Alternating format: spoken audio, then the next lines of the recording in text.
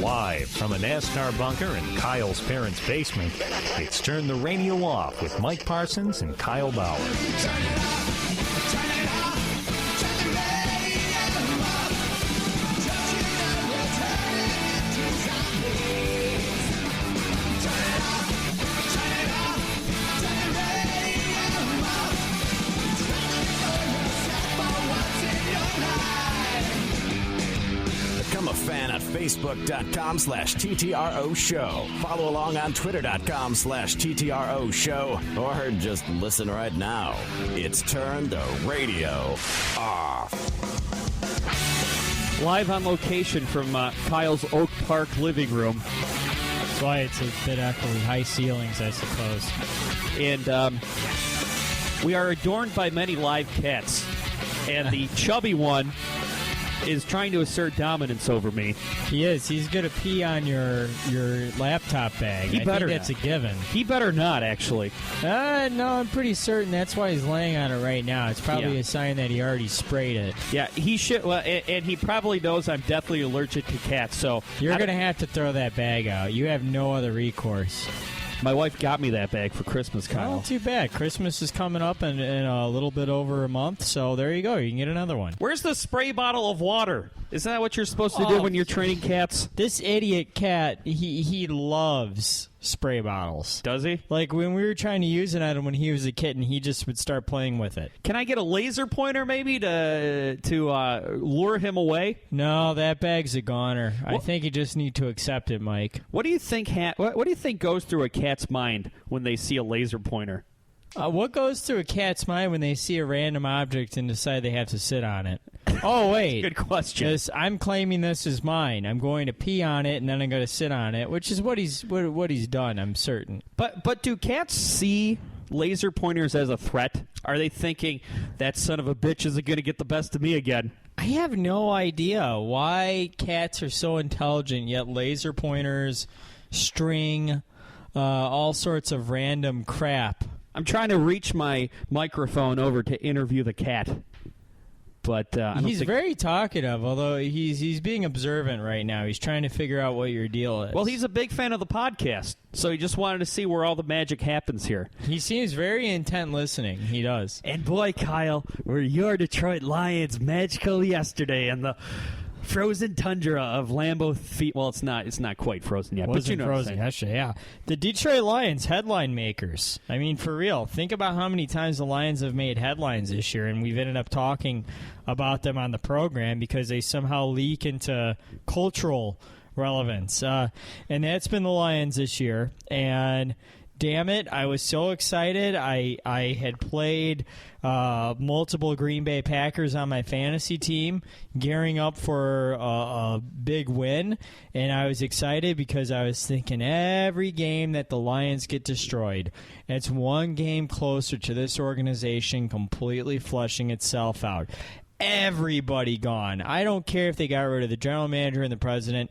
That dope that they have running the team who gets all the erections. I want him gone too.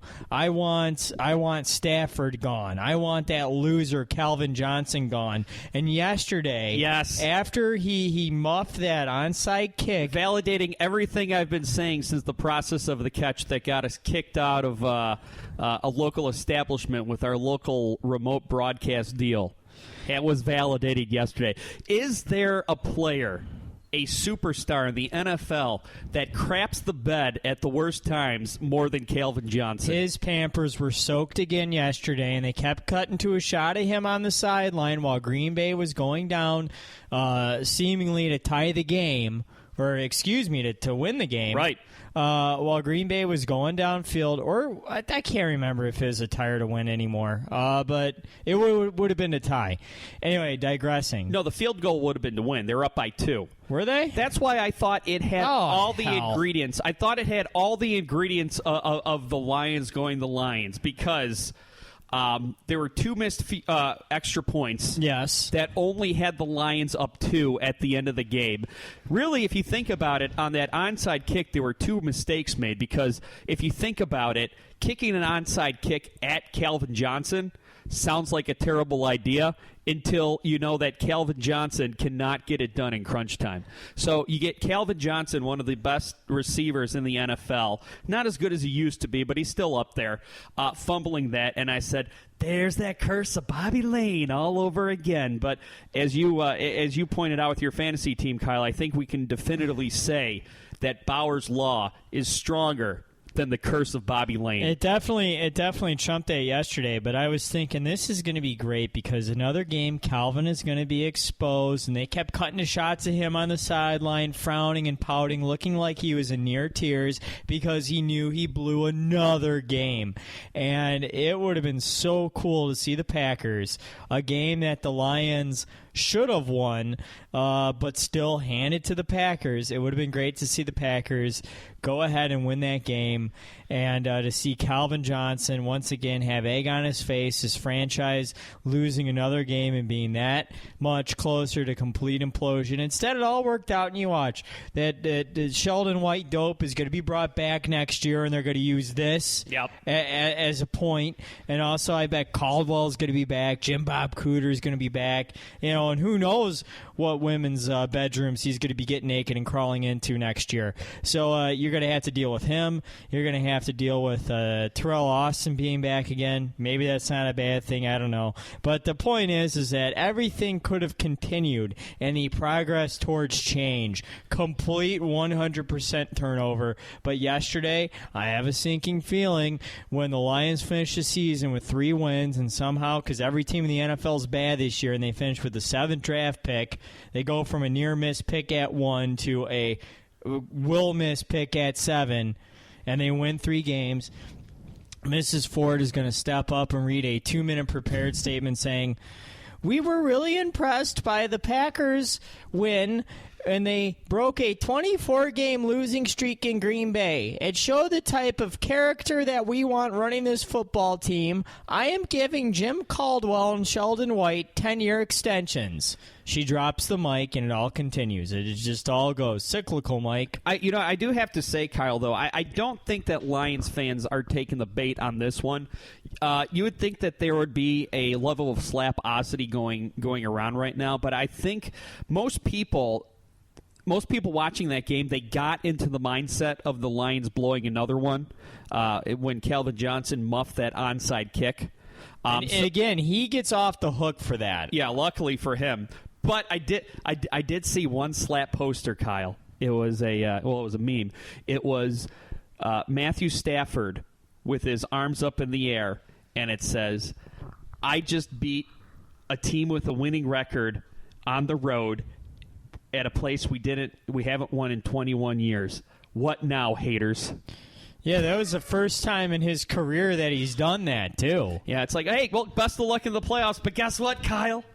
At 2-7, I went to the NFL.com and looked up the wild card standing, and the Lions are still in the hunt. They are. I think they're only like 2 games back. 2 games back. Yeah, there's a bunch of people who are at 4 and 5 who are tied atop the NFC wild card standing. So, baby, it's unreal. And so far, they have the tiebreaker on the Packers too. Well, and yesterday, did Aaron Rodgers not look like the aliens from Space Jam came and drained him of all his skill like they did to Patrick Ewing and Charles Barkley back in the 90s? He was completely out of sync yesterday. That whole offense. His body language was just...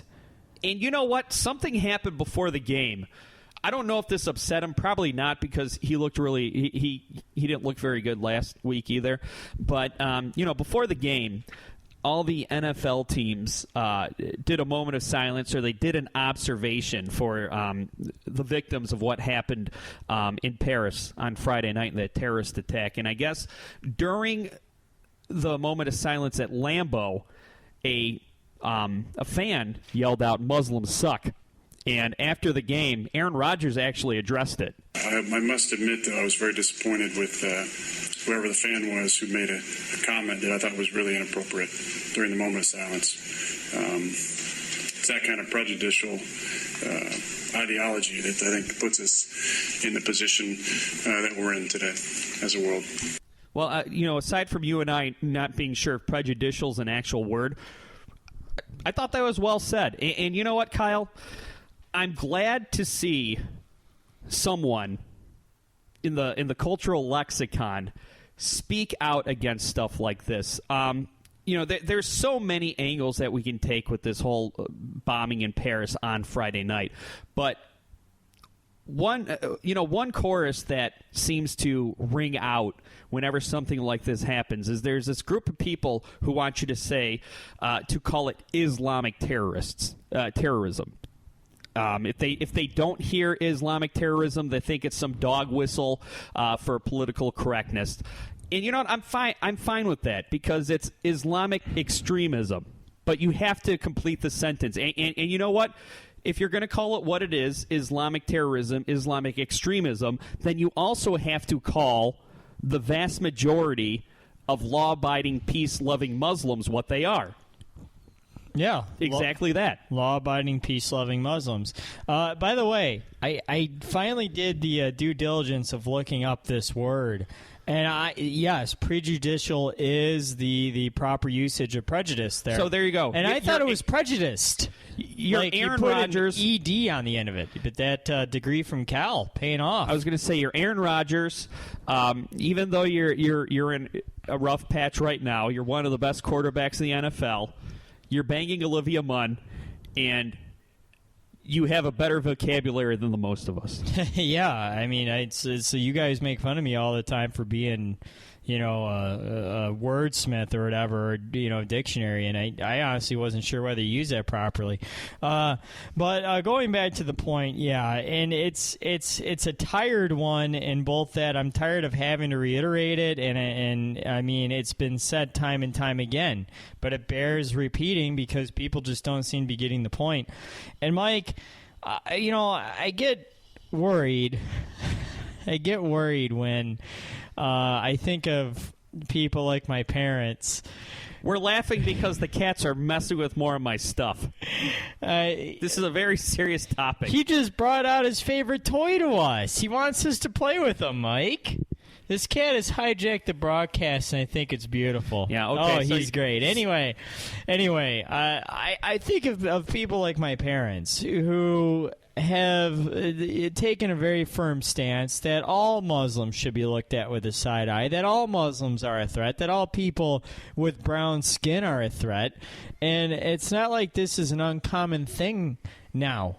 I mean, do I think the majority of Americans still believe that you can't judge all Muslims by the action of one terrorist? Yes, but is that margin becoming more narrow? Certainly. And I think we're almost getting back to where we're at immediately after 9/11, where there was a high degree of hate directed towards Muslim people, and also a lot of incidences too of Muslim people being assaulted, Muslim people being bullied, and now you have Instagram and Vine and Periscope and stuff where people can record this. And on one hand, it's good because the perpetrators are held accountable, but on the other hand, it's bad because I think you're going to see some encouragement towards committing hate crimes towards Muslims. And I don't think these governors who are refusing to accept refugees now, I don't think they're helping the situation. There's a lot to unpack with this. So a ton. Instead of taking this first segment in a half hour, we're going to take a break now, and we're going to come back to it. So turn the radio off on the internet. Less rock, more talk. Turn the radio off. Become a fan at peoplehatemypodcast.com. Attention! Your gym teacher escaped from charm school, irons his underwear, watches hygiene films. He says, anyone chewing bubble tape owes me 50 push-ups. The lunch lady wears a hairnet, serves mashed potatoes with an ice cream scoop, puts gravy on everything. She says, bubble tape is not part of a well-balanced diet. Bubble tape, it's 6 feet of bubble gum for you, not them.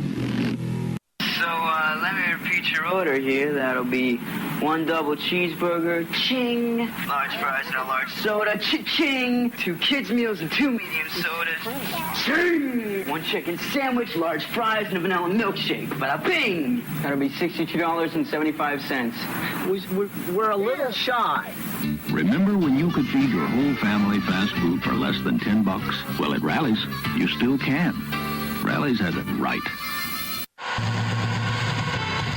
Turn the radio off. Tell your friends about us. Make them like us on Facebook. I am not sure if we are broadcasting properly. Turn the radio off. Online and worldwide. TTROshow.com.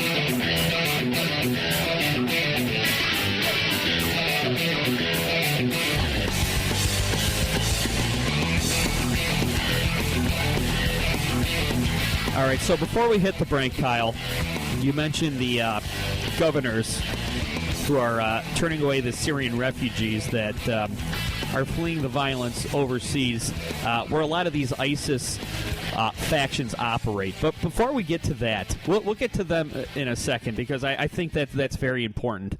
I've got to say, I don't know who's patting themselves on the back more. The millions and millions of Facebook users who change their profile to the French flag, or the people who aren't, and they're telling everybody why they're not doing it. Oh, yeah. Oh, well, did you know this happened in Lebanon? Right, exactly. And it becomes like a sadness competition. It's almost like remember back in high school when the punk kids were really into a band that nobody heard of, and then when it becomes mainstream, they don't like the band anymore? That's what this is. They're like, oh, well, did you know that this obscure tragedy happened 3 months ago and nobody heard anything about it? It's like there's like this way of thinking out there that if you can't be sad about every terrible thing that's going on in the world, it's hypocritical to be sad about any terrible thing going on in the world. I do understand their point. This is a tragedy that has happened with as much bloodshed in other parts of the world. And to a degree, I see the angle, Anglo people, Anglo people being blown up versus brown people being blown up, where there seems to be, not taken for granted, but it seems to be a complacency with, there was another bombing in the Middle East. Right. There's more suicide bombers in the Middle East. Kind of the news cycle washes out, and we do need to be observant of, innocent people over there, innocent Muslims, innocent Arabic people who are killed also. I understand that point, but this was a more gripping tragedy because of the actual death toll involved, and also how close it hit home to Western culture. Exactly. Yeah, people identify more, and I know that there's a fair amount of Western culture in Lebanon, don't get me wrong, but people identify closely with being at a show, being at a concert, and suddenly being locked in and being held hostage, or just out at a restaurant downtown enjoying some nightlife. I understand how that hits people harder, because you can envision yourself in that scenario. Right. And Paris is a lot closer to Chicago. It's a lot closer to New York. It's a lot closer to pick whatever major U.S. city in similarity than Afghanistan. So when we hear about something terrible like this happening, in the Middle East, of course it's a tragedy, but it doesn't register with us because we can't relate like we can with Paris. And just a side note here, there's a trend here in America. Anytime that there's a shooting or a mass bombing, and this wasn't your typical quote-unquote shooting that we see in the United States, where the people were doing it for notoriety. But there's this movement here in the United States that when something like this happens, people try to post stories and make the name of the heroes go viral. And I'm surprised we haven't heard more about the security guard at the soccer game. Or security guards. It might be multiple ones where I guess the bombers, the terrorists, they had a plan to get one of their guys in, set off a bomb, start an evacuation towards one of the two main exits. And start gunning people down. Yeah. And the security guard, while they were patting him down or whatever, found out the guy had explosives. They didn't let him in. The guy blew himself up, and he injured a bunch of other security guards. I mean, if those security guards didn't do that, this death toll would have been even more devastating. Yeah, probably a few hundred people instead of just, a little under 150. Was that 100? Because it seemed like the it's total... been fluctuating. Last I heard it was 200. Yeah, I'm a little bit behind because I haven't checked the death toll. Since Sunday, right. So I'm a little bit behind. You know what? And I could be behind too because, like you said, it fluctuates. But yes, it would have been a couple more hundred people. Yeah, it would have been. It would have been a lot worse. And also the decision to not evacuate too. That in itself, yes, because they still could have pulled off their plan. Yeah. Because technically they got the first part of the plan off. That's right. You're right. They decided not to evacuate. That's what actually... But both the security guards and turning down the bomber, making sure he didn't get in, and then also the decision not to evacuate and keep everybody safe in the stadium. And, and that's another thing that hits close to home, too. I mean, I have spent all season complaining about the long lines. Like now when you go to a Tigers game, you got to be ready to wait in a long security clearance line to get in. No matter what time you show up, you got to give yourself like an extra 15 minutes. Even if you show up an hour before the game, you're still going to have to deal with some security clearance. Same thing with Red Wings games. I haven't been to a Lions game in years, thankfully, but I heard that the line is so absurd it takes people up to an hour to get into Ford Field because security is so tight. When you're out at a big event where there's a lot of people in close proximity, does a thought ever creep into your mind? Like how easy it would be? Yes. Yeah, it has before, but I've never been scared because for those of you who are expecting me to finish my point by saying, "Oh, thank goodness for those checks," no, they still annoy the hell out of me, and I still don't foresee Detroit specifically being a target. I guess anywhere could be. I know some people would say Detroit is a target. Well, it almost was that one year. The underwear bomber, right? Christmas, yeah, and also I know. The Muslim, the Muslim City Council in Hamtramck, mostly Muslim City Council in Hamtramck, and then also, of course, Dearborn, highest populations of Muslims in the U.S. I know all these things. Right. I still don't see Detroit as a target, so I don't think about it. But if I were in New York, or if I were in Chicago, or if I were in, maybe even San Francisco, Dallas, it would concern me a little bit more if I were in a bigger city at a place of more notoriety and access. Right. You know? Well, and I'm never nervous. I'm just cognizant of it. And, of course... As you should be. Right. The best thing to do in response to stuff like this is to just carry on with your life because, the terrorist goals are to disrupt our way of life and to make us scared to live our lives. If it's my time, it's my time. But until that, I'm not going to worry about it. And I agree. And I made the point on the 10-year anniversary of September 11th that yes, it did change everything forever, and it has changed things not for the better.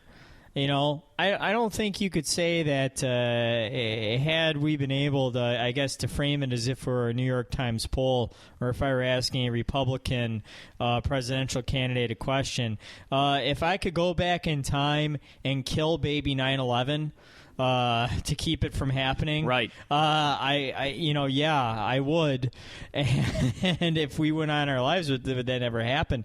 Hell, I can't even imagine what things would be like right now, but they'd probably be better, and I think just in things like security checks and also, what you have to go through when you're at the airport, I think just the underlying paranoia that we all have. And I think worst of all, because I can wait in line for a half hour if I absolutely have to. What hurts me more is when I see, Muslim people, good Muslim people who contribute to society, be discriminated against and being lumped in with terrorists. It's such an awful thing, and I think that's obviously the worst thing that's come out of September 11th and now these attacks in Paris. Right, and to me, one of the more heartbreaking aspects to this are the Syrian refugees, because who've already gone through enough, by the way. I mean, this started over in Europe, where the countries that bordered Syria had to close their borders because there were so many people trying to flee. Not only the ISIS forces, but the civil war that's going on right now between President Assad and the quote unquote freedom fighters. And I've got to say, Kyle, I should know more about this, but I don't know. I don't know if the freedom fighters and ISIS and Assad's forces are all one and the same, but suffice it to say, it's a terrible, terrible situation over there. Well, yeah. You have the rebels who technically they're the ones that we're siding with. And and some of those have Assad's forces who they're trying to remove, and then you have ISIS who's just trying to take over, they wipe out everybody. Well, and some of those rebel forces broke off and joined ISIS, and they're firing at people with our weapons. But it's terrible over there. And the vast majority of these refugees are probably peaceful people who just want another chance at a better life in the United States of America. And they're almost home free here in the United States.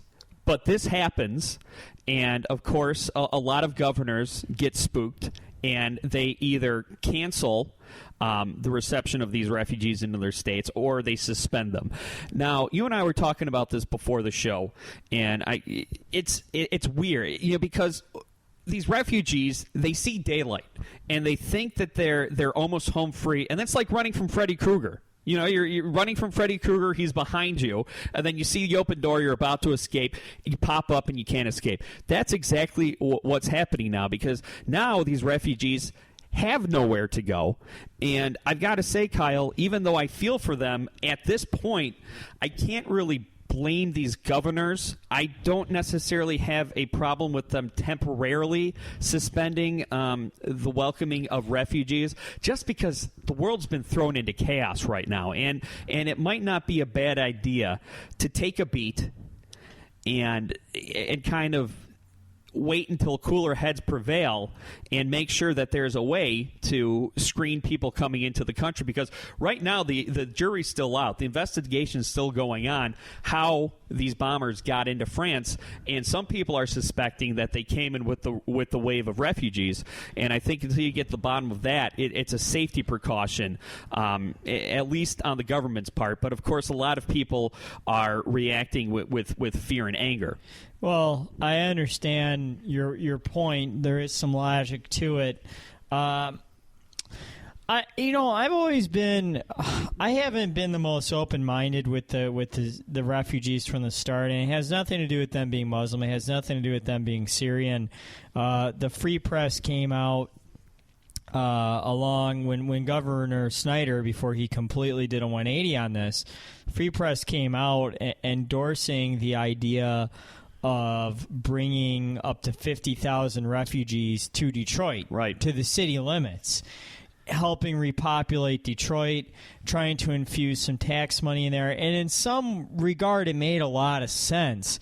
But in other regards, it's like Detroit has enough problems as it is. They have people who have been there for decades who are suffering. Worry about them before we start ushering a new population of people in. Right. They've been displaced enough. Let's focus. The Detroiters have been displaced enough. Let's focus on Detroiters first. But as far as bringing them into the state of Michigan, I've always endorsed that idea. I've liked the idea of them coming to the state of Michigan, maybe settling, maybe not necessarily settling in Detroit City proper, but in the Detroit area, maybe in other parts of Michigan. I think it's a great idea, and I would love to welcome them. Despite what happened in Paris, I still would. I understand, Mike, what you're saying. You take some time to vet the situation. But these people are running from ISIS. And what happened was a needle in the haystack got loose and caused a problem. That's almost like saying, well, we're not going to take any Eastern European immigrants because one of them might be a Russian nationalist who could go to a Ukrainian neighborhood and set off a bomb. And that's kind of a far-fetched example of what I'm talking about. What I was talking about was, it's a far-fetched example, but still, I think you can almost apply the same logic. And there have been a lot of Eastern European people, especially in the 90s, who are refugees from the Kosovo War and from the dissolution of Yugoslavia, where we didn't necessarily know all these people's intentions. Some of them came over were Muslims. Some of them who came over were, escaping a holy war, escaping a war that tore an entire, in a once very powerful country apart, all in the name of religion. So who's to say, Serbians or Croatians or, Bosnians, which there's a large percentage of Bosnians living in the Metro Detroit area who were refugees in the 90s, and they've come here and they've been productive members of society, but they had a violent past. They were escaping a violent conflict, and they harbored a lot of very passionate and deep feelings. I can make an argument that they were more of a threat than Syrians coming over here. And make no mistake, I'm not saying close the doors to them forever. I think the wrong reaction to this among many are the people saying, good, keep them the hell out. But like I said, I think that it's not a bad idea to take a beat, let things calm down, and then get back to it. Now, I know that's easy for me to say sitting here in a safe suburb in the United States. And Oak Park is very safe, by the way, contrary to what you've heard. Right. I mean, if you live in Rochester Hills, you might be scared. But I mean, if you live in the real world, then you feel fine here in Oak Park. And I understand that people's lives are up in the air right now. But I just think with the current climate the way it is, I don't think that it's such a bad move to suspend it, at least temporarily. But this is part of what ISIS wants, though. And you know what, Kyle? I was wondering that. I was wondering if maybe this was strategic. Maybe these ISIS terrorists or whoever's at the top of the brain trust said, "Hey, let's carry out this attack in Paris." Really close to when the United States are going to bring in their refugees so that they get spooked and turn them away. And then when they get back here, there's no escape. And to me, that's a very real possibility. Yeah, and that is something to consider. Of course, there's no way of knowing that right now, but I think there's a plausibility that could have been part of their plan, was to trap the refugees, because remember, they are running from ISIS. So many people forget that. So many people hear Syria. So many people hear Muslims. So many people see, the way these people look, their complexion, and they automatically lump them in with ISIS. And no, it couldn't be further from the truth. And the idea that just the generalization that all Arabic people or all Muslim people are all extremists or all terrorists. Well, if I'm an Arabic person, if I'm maybe Lebanese, and I look over to the U.S. and I see our unwavering support of Israel as a country, and I hear about all this racism on college campuses, all this police brutality directed towards people of color, if I see that, I'll start generalizing that all white people are all, batshit insane Christians who want to force their ideals on other people and discriminate based on appearance. Though, if you do come from some of these bad areas from around the world, the United States, even with all those problems, still probably sounds like a cakewalk.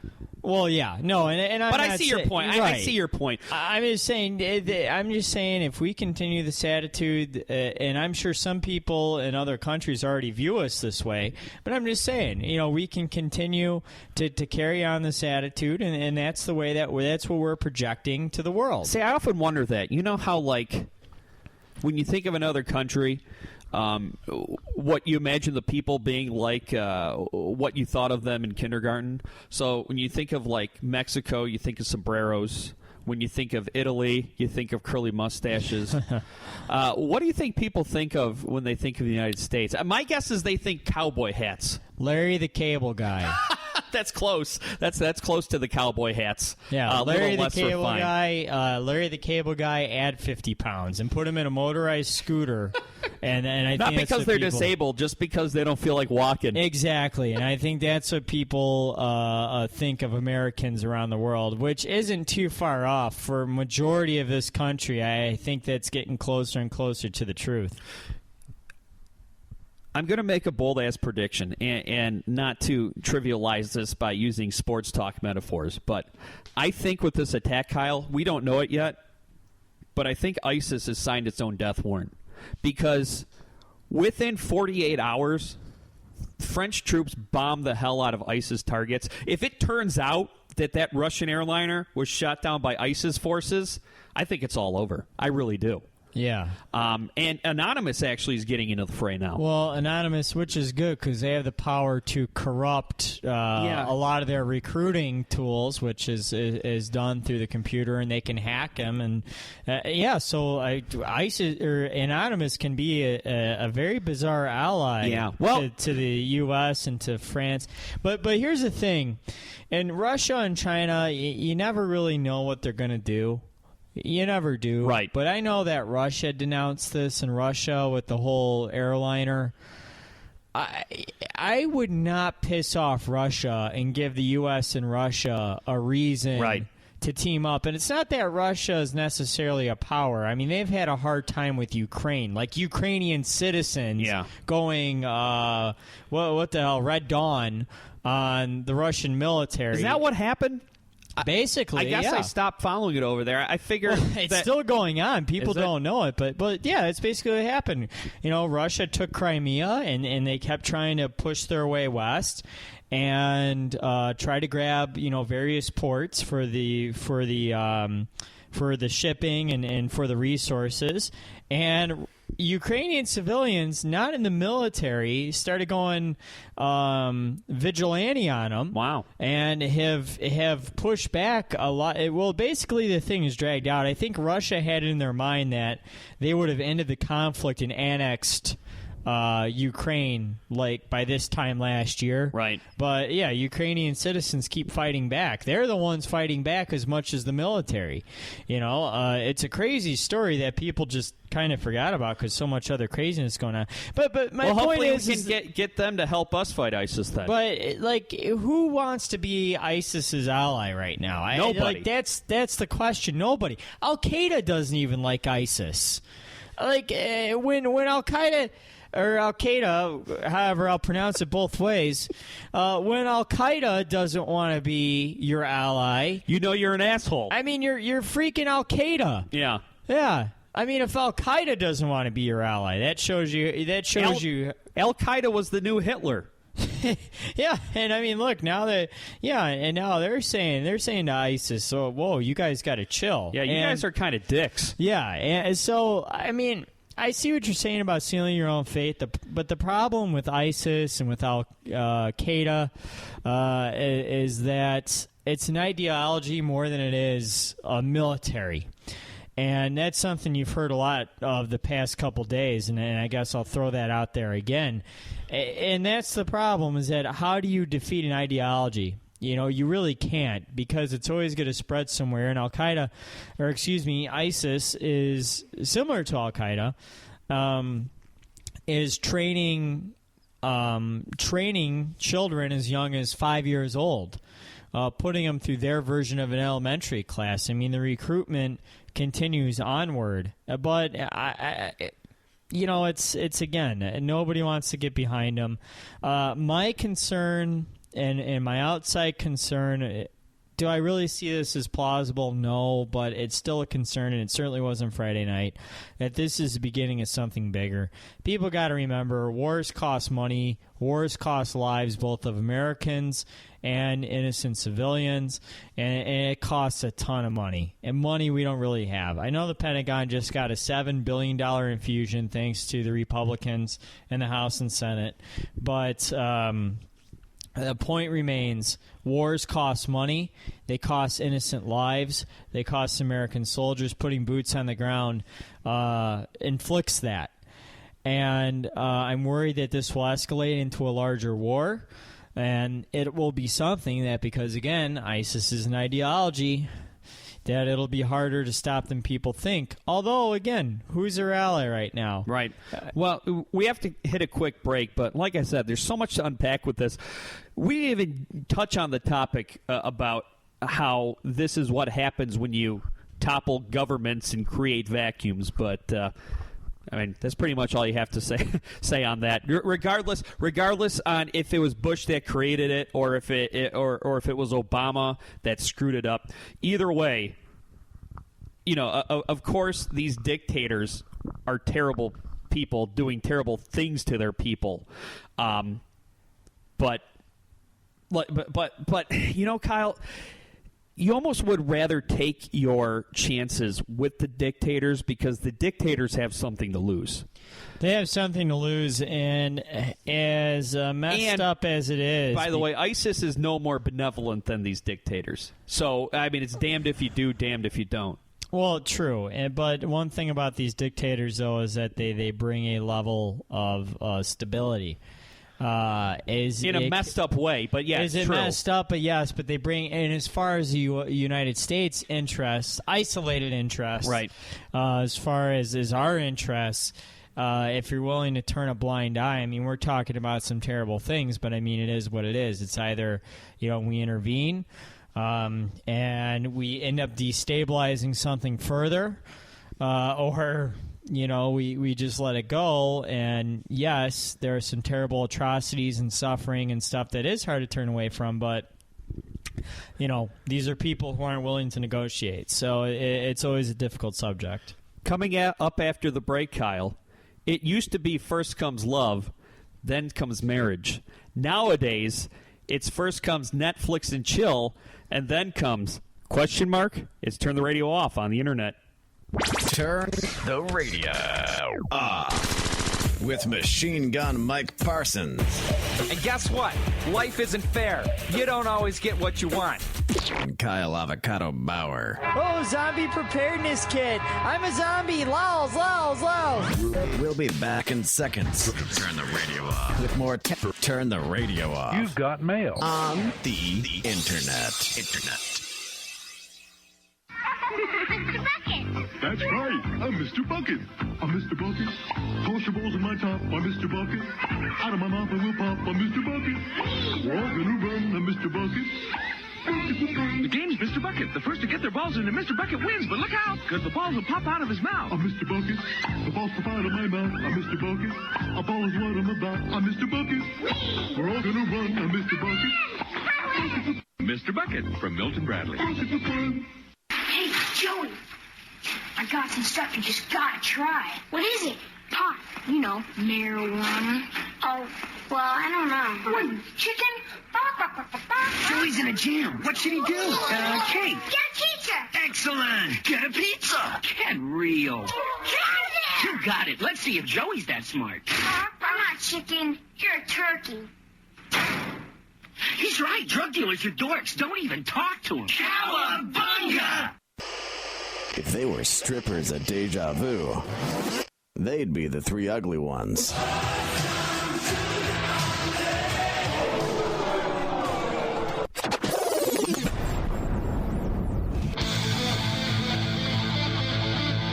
I made an executive decision, Kyle. I'm going to leave that edit in. Halfway through last segment, one of Kyle's cats walked across my keyboard and stopped our recording temporarily. So, which is what happens if a cat sees a keyboard. Yeah. The cat has to walk across that keyboard. Right. Well, my actually, you know what? My keyboard lights up red, the same color as a laser pointer. So maybe there's a correlation there. So if you heard a weird glitch last segment, congratulations. I bet you Paul, DJ Starsale, will pick it up. He's very astute. I can imagine Paul commenting on how he doesn't like cats. Maybe. Well, you know what? I don't know if he likes cats. I don't imagine him liking cats. Right now, I might be wrong though. Right now, I'm not too fond of him either. I told him, "You're lucky you're cute, and you're also lucky if I touch you, I'll break out in hives and die." Going back to Anonymous real quick. Last episode, we've been on a couple-week hiatus. Last episode, we were talking about how Anonymous got the contact info of a lot of KKK members. And that didn't really turn into anything, did it? Well, you know what? It wasn't anything really groundbreaking. You know, I had a partial list of alleged politicians that were on it, but something felt fishy about it to me, and I didn't want to read out off the names because we said, you know, if KKK, if Anonymous releases these names, hopefully they do their due diligence, and that's what happened. Number one, that list I had last week was from a fake Anonymous. And so none of those senators or governors or mayors of major cities, mostly in the South, were actually implicated in the KKK data breach. They did put it on, was it Pastebin? I think it's Pastebin is the website. And mostly what it was, I kind of skimmed through it, and mostly what it was were people who were out of the closet, quote-unquote, KKK members.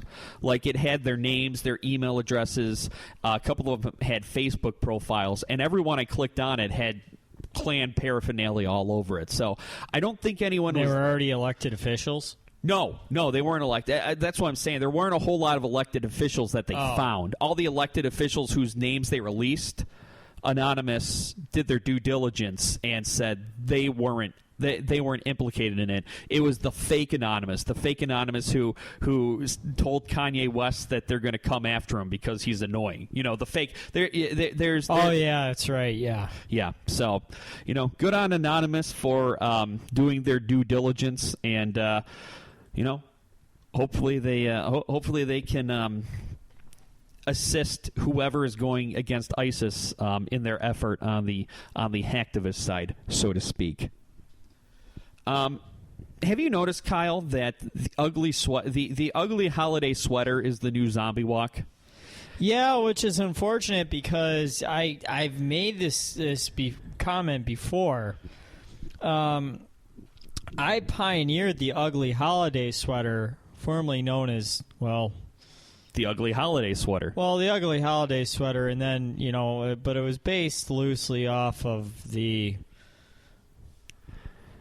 Cosby sweater. Right. In those 9 years, we forgot that he was a sexual abuser. Right. Yeah. After the first allegation that no one took seriously before the other 40 came out. Right. Yes. But so I was kind of ahead of this trend, like way ahead of this trend. You were also ahead of the Krampus trend, too. I was. And I noticed that this started to catch on like 5 years ago when my family had an ugly Christmas sweater party. Which back then, it was groundbreaking. It still was, but I was still a little annoyed by it because I was like, okay, this is starting to lose its flavor if my aunt and uncle are getting in on it. Well, and what I mean by the ugly Christmas sweater is the new zombie walk. I think I'm going to start a new category of things. I'm going to call it sub-basic kitsch. Oh, I like that a lot. Where, if you remember, a couple of years ago, everyone was doing the zombie walk. Yeah. You would call them the Lowell's kids. Kids doing it for the Lowells, thinking they were like real quirky and funny. Yeah, and they still have the they're the ones who now have cars with the zombie survival vehicle, right. Or they also zombie wagon on the back of it. And back in high school, they would do all their back to school shopping at Spencer's because that's where the funniest ironic T-shirts were. Yeah. Just think of the weird kid you went to high school with, who didn't have a personality. so he let his T-shirts have the personality for him. Then he was really into zombie walks, and now he's into ugly holiday sweaters. Well, Kyle, a couple years ago, we took holiday pictures at Sealoft Studios or Sears Studios. That was all the way back in 2007. Yeah. So we were way ahead of the trend. Yeah, we were way ahead of it. I mean, I'm not even gonna front and be like, because Mike, you just made an example at the beginning of last segment of the punk kids who, they turn on a band once they become popular. I guess that's me right now. Because, I mean, for real, before the ugly holiday sweaters got popular, I was all over that. You know what, Kyle? Maybe you and I were just pre-Sub Basic.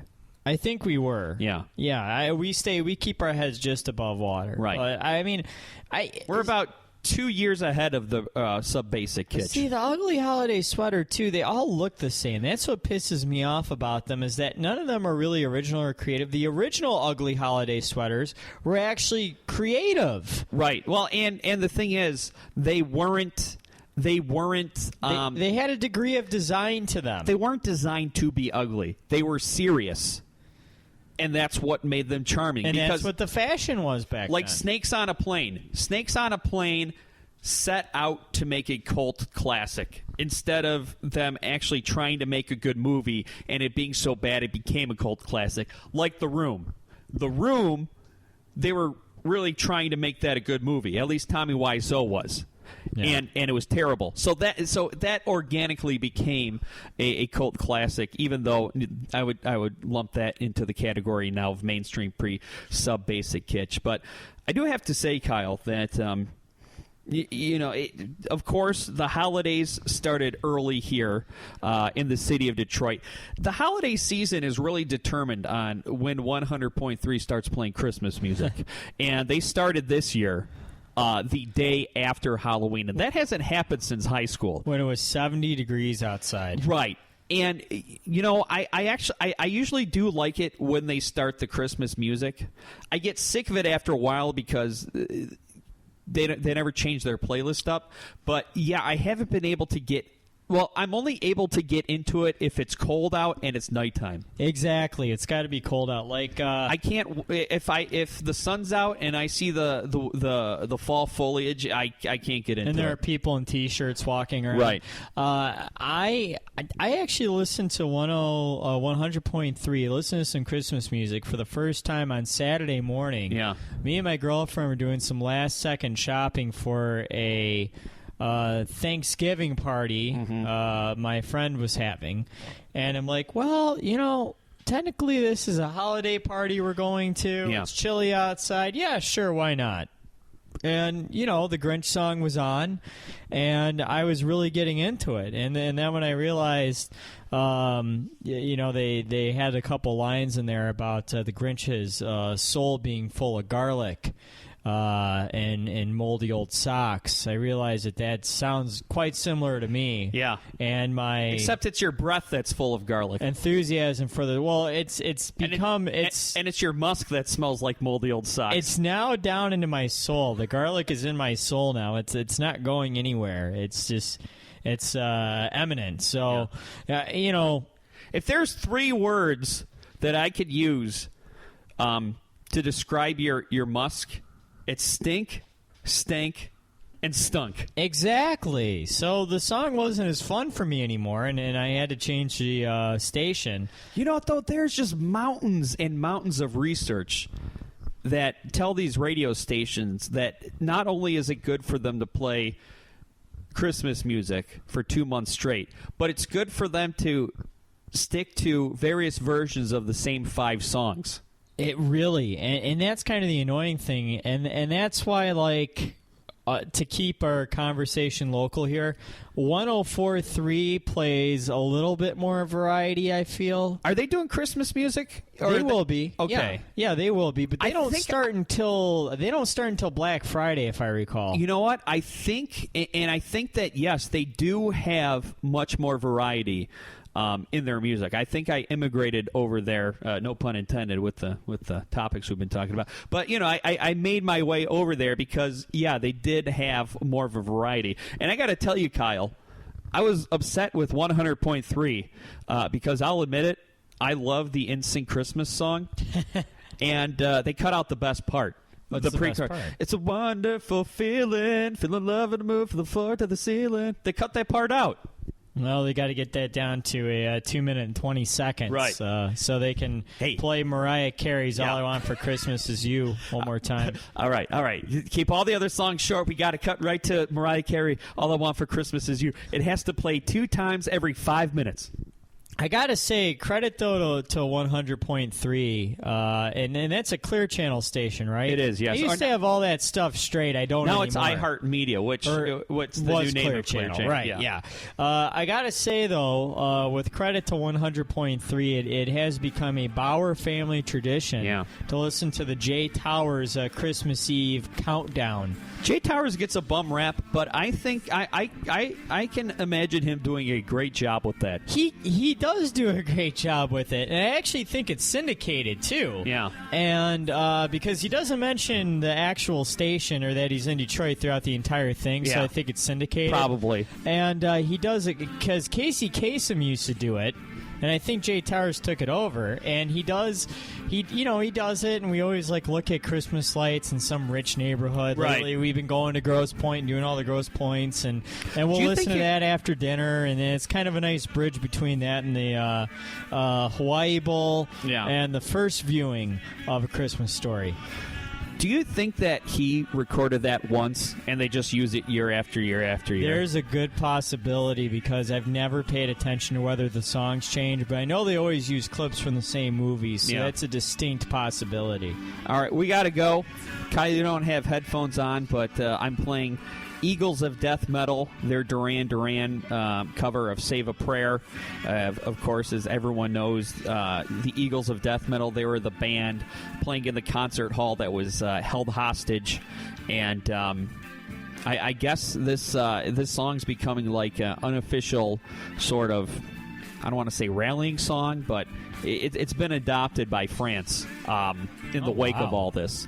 So, and this is what they sound like. Eagles of Death Metal, they're not a death metal band. They're actually kind of more like a screw-around band, right? They were started by the guy from Queens of the Stone Age, then a bunch of... And then it's 2 guys who are still in it, but then they rotate like other famous band members in and out. I haven't heard of them since 2005, before Friday Night. Yeah. So, I'm, just to be honest. Right. So, okay. Well, we'll be back. PeopleAteMyPodcast.com. Take it away, fellas.